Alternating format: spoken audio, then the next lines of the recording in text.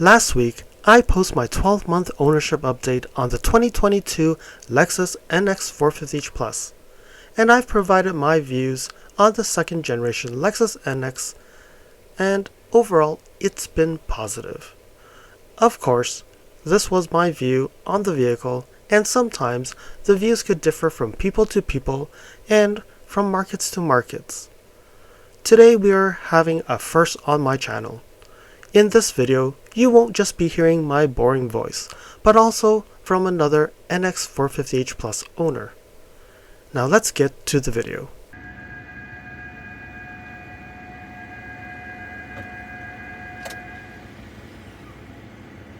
Hey, it's LSFT here today, and before I start on today's video, I would like to introduce our new Instagram account at LSFT Videos.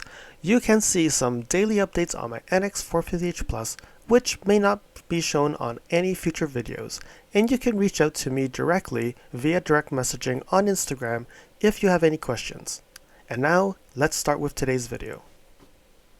Since I have started this channel, after picking up my NX in late March 2022, I have been posting a lot of videos on the infotainment screens and lots of views on the vehicle, and also collaborating with other owners and potential owners who are on the waiting game on Facebook groups, Lexus forums, and I have met many good people and met them virtually. A few weeks ago, I thought it would be a great idea to virtually invite another NX 450h Plus owner and see what his views are on the second generation NX.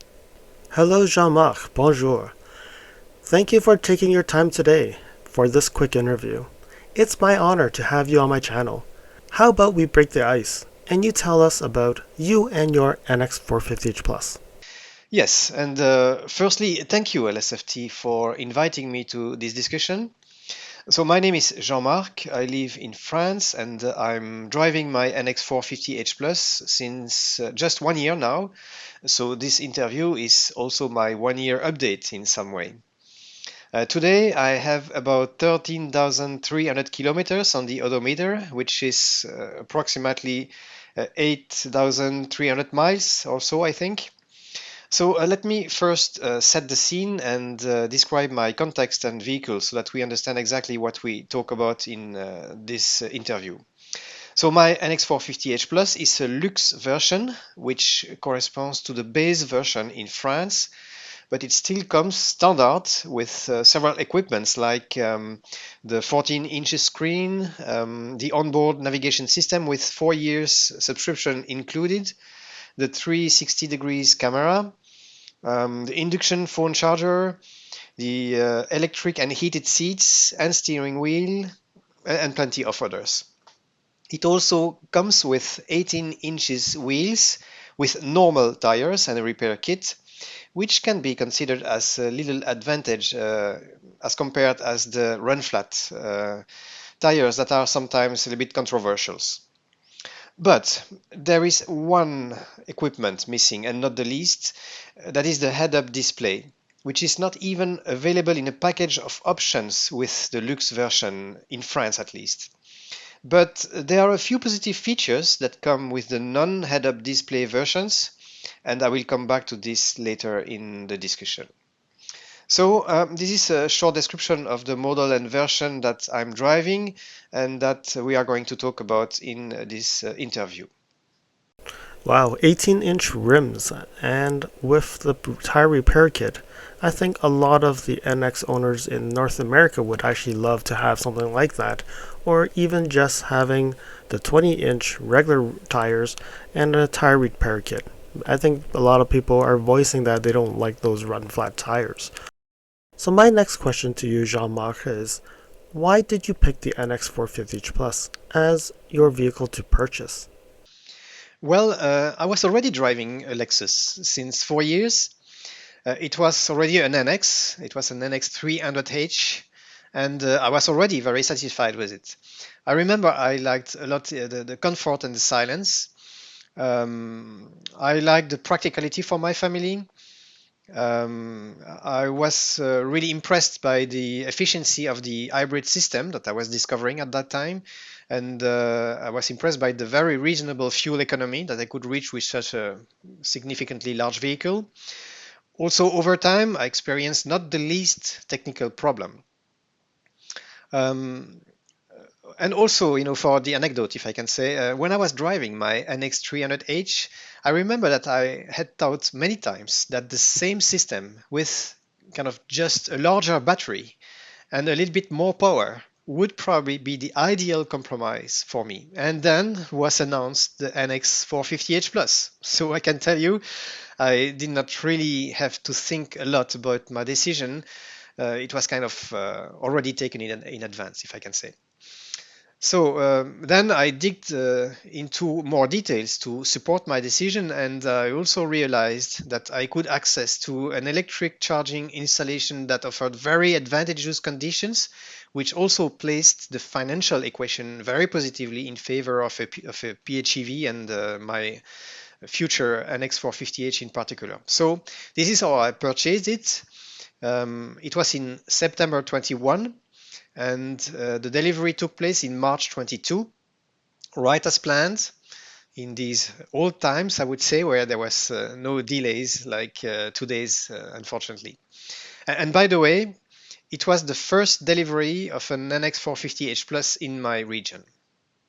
We seem to have similar tastes here, but I picked the NX300, the 2-liter turbo version, because I felt the 300H was a bit lacking in performance, which the new NX350H has actually fixed in this new generation. So my next question, I think, is very important to many potential customers. Do you regret buying the NX450H Plus after owning it for 1 year?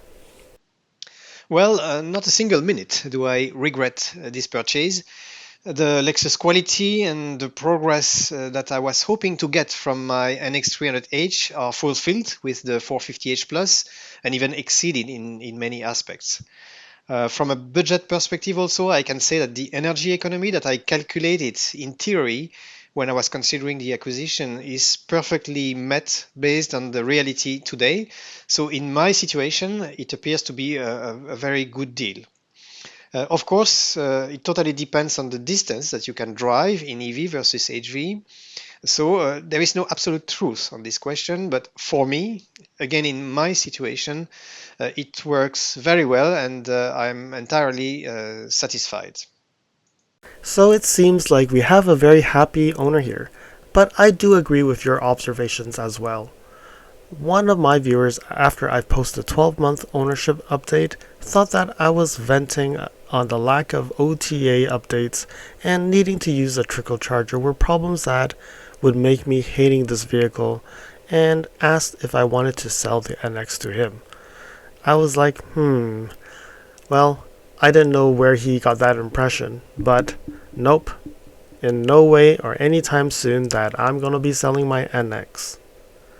Anyways, since I was talking about myself not selling my NX anytime soon, there must be things that you like about this vehicle to not regret the purchase. So what is the top 5 things you like about your NX? The top 5 things.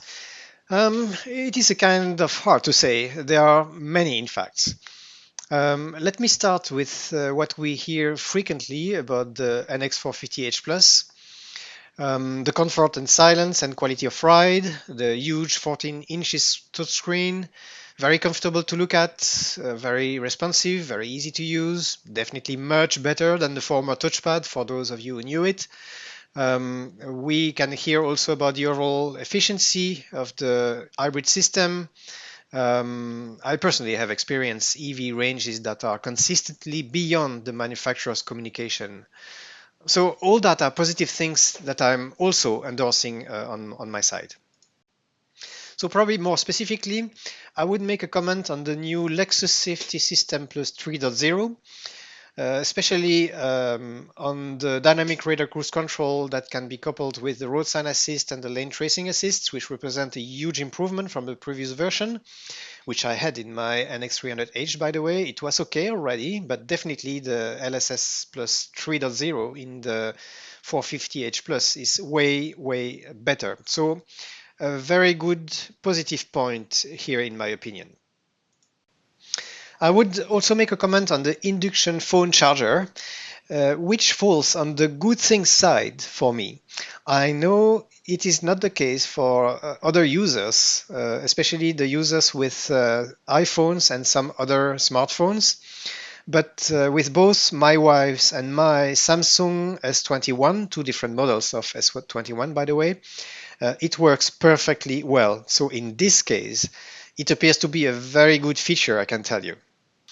I would also praise the new Android Auto interface that they call the Cool Walk. So this is not a Lexus thing, I realize this, but it is available in the car and it is really nice to use. And in particular, I like the new Google Maps layout that can display a satellite map. You still can use Waze as well or other navigation systems, although these are not completely integrated with the new Cool Walk interface, as opposed to Google Maps, which is the only navigation system that you can display in Android Auto, either full screen or 2/3 or 1/3, with the music on the other part, at least in Europe. And today, I probably presume that new updates will come sooner or later for further improving this. So I find this an additional very nice feature. I would also allude to the over-the-air updates of the software. My experience is that they nicely and successfully added improvements to the system in my case. For example, the possibility to link the driver's profile to the key. Yeah, surprisingly enough, this was not working in my case in early 22. So it is an old story now, but it was initially solved by an OTA update. Interesting to take note of that. Another function that was modified through an OTA update was the driver's profile loading procedure, which caused some problems after remotely starting the air conditioning through the app. This was solved with the update that took place in December 22, if I'm remembering correctly. So my conclusion here is that the OTA updates, which are not a visible feature, definitely work and add positive corrections to the system in an automatic way. So very nice and much better than in the past, where you systematically needed to go to your dealer for the least modification of the system that you wanted. So more than that, I think I could certainly think of more good features of the car, but these are probably the ones I would praise in priority. Isn't that funny, Jean-Marc? It's interesting that a few of your top 5 things you like about your vehicle actually would end up being on my things that I don't like the charging. The wireless charger doesn't really work well on my new 14 Pro, and the OTAs. I only got one OTA for the whole year, which is quite disappointing on my end, but it seems like on your side of the pond, it's actually working. So, talking about things that I didn't like, how about you talk about what are the top 5 things that you don't like about your vehicle? Yes, LSFT. Despite everything, there are a few things that are not so good in the NX 450H Plus. Maybe not 5, but I'm thinking about the following ones. The first one is the lane departure alert. So for those of you who don't know it, it's the function that beeps or vibrates the steering wheel when you move too close to the edge of the lane that you are following. And in Europe, I think it is specific to Europe and probably other regions in the world, but at least in Europe, the LDA comes on by default at every startup. So this is a real pain because there are many more situations where the LDA is far too intrusive than situations where it is helpful. So what do? You turn it off manually, of course, at every startup, literally. But sometimes, of course, you forget about it also. So it is not a very good situation. And to my knowledge, this is due to some regulation that Lexus is following in order to comply with a certain level of security classification, I guess. So it is probably nice for communication purposes, but it is not nice for driving, as a matter of fact. And by the way, I had 2 incidents because of this LDA defaulted to on, and I was not aware of it. So Lexus says that they cannot change that, although it could be changed, of course, but Lexus don't want to do so. So that's a real pain. Then we have Android Auto that is only wired outside of North America. CarPlay is wireless, but Android Auto is wired only. Can you understand that? So don't ask me why. I couldn't find any rational explanation for this situation. However, there is a good workaround to that. You can plug a dongle in the USB port that simulates a wired Android Auto device, and the dongle ensures the wireless connectivity to the device. I personally have adopted the AA wireless dongle, so AA wireless is its name. So from a frustrating situation not to have Android Auto wireless, this dongle turns it into a real advantage, since I observe that the stability of the connection between the phone and the dongle is literally perfect, if I can say. So I barely remind of very few disconnections, but they are so rare that it is not even noticeable. So from the many comments that I've heard from North America users, I think that the AA wireless dongle probably offers a better connectivity and more stability than the native Lexus system. So in the end, I'm not really in a hurry, so to say, to receive a potential future Lexus update here. The last thing that I don't like is the mobile app. The one we have in Europe is called Lexus Link.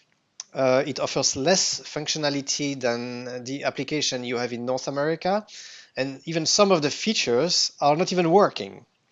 The only features that work with Lexus Link are the remote air conditioning of the cabin, the remote monitoring of the recharge, and remote closing of the doors that may have been left open. But you cannot remotely open the doors, you can only close them with Lexus Link.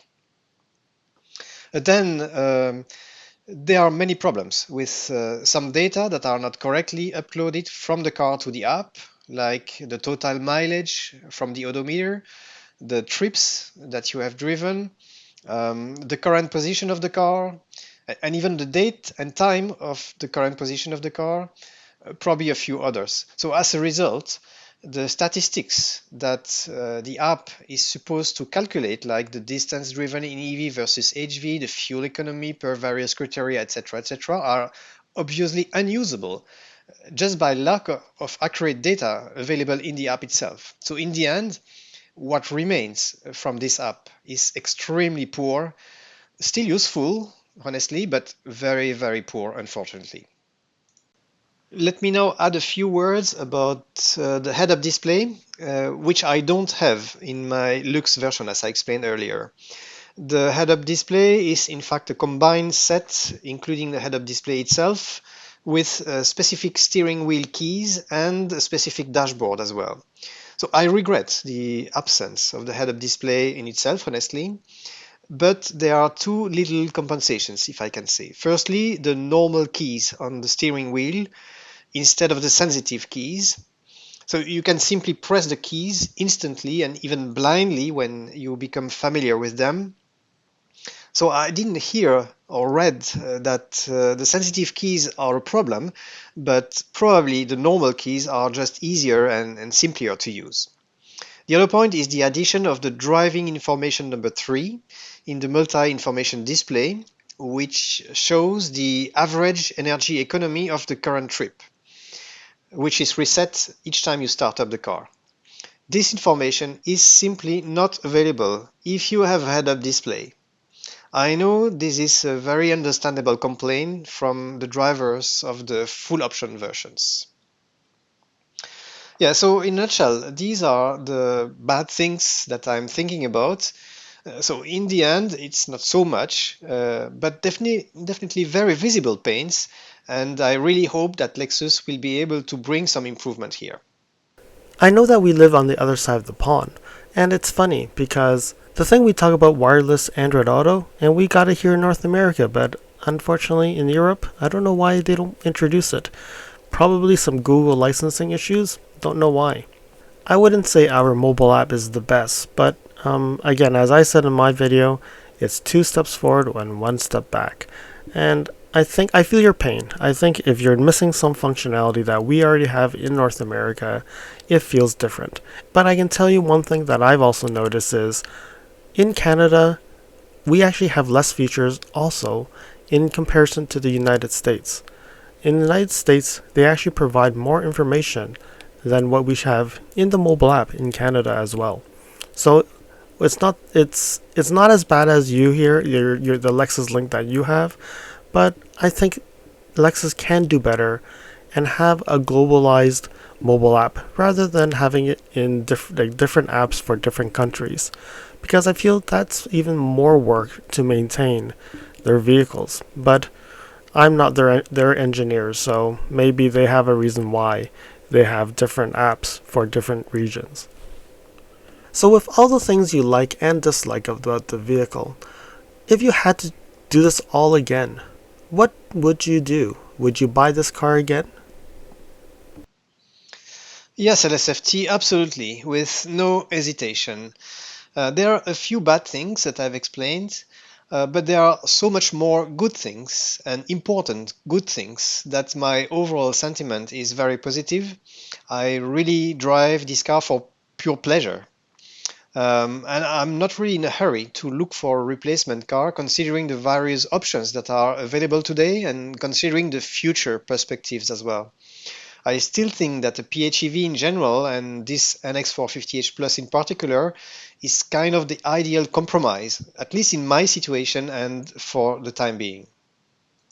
So since this is a PHEV, and you've gotten the glimpse of driving pure EV, like it's a little bit different when you actually drive a hybrid where it goes to EV for a short time and then the gas engine starts again. So, and this time you actually get a pure EV driving experience if you drive short distances. So if that's the case, your next car purchase, will it be a BEV? Well, LSFT, this is a question that brings us beyond the EV driving experience. For sure, it is a pleasure to drive electric, and you can be satisfied by the environmental friendliness. But if you think to the future, who knows what will happen when or if the majority of the cars will be electric cars?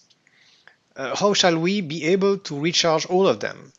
Will we have to book a charging slot at a time that may not be convenient for us, or shall we be forced to plan any longer journey against the liberty that we have today to just take our car whenever we want, to go wherever we want, regardless the distance?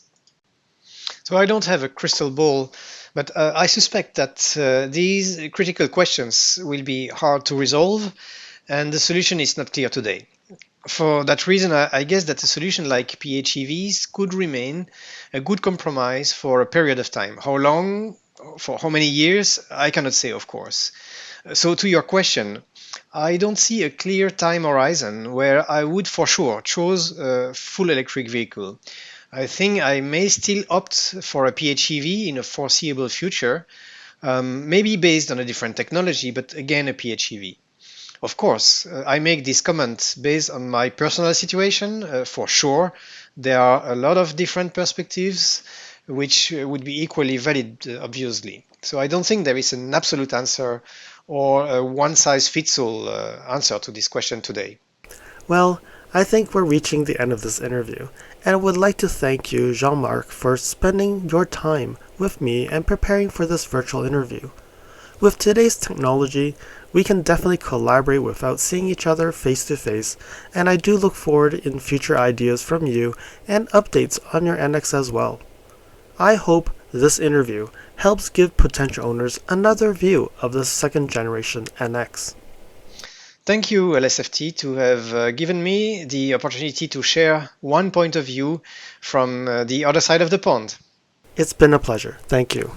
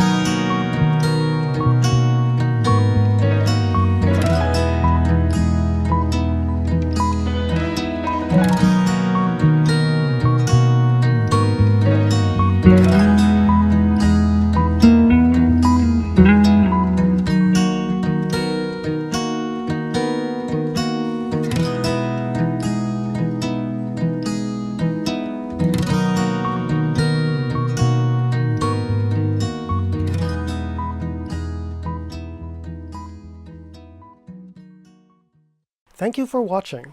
If you liked this video, please comment, like, and share this video. If you'd like to see more videos like this, you can subscribe to my channel and press that alert button to get notified when new videos are posted. If you'd like to support the channel, you can definitely provide a super thanks. I'll see you guys again next time in the next video.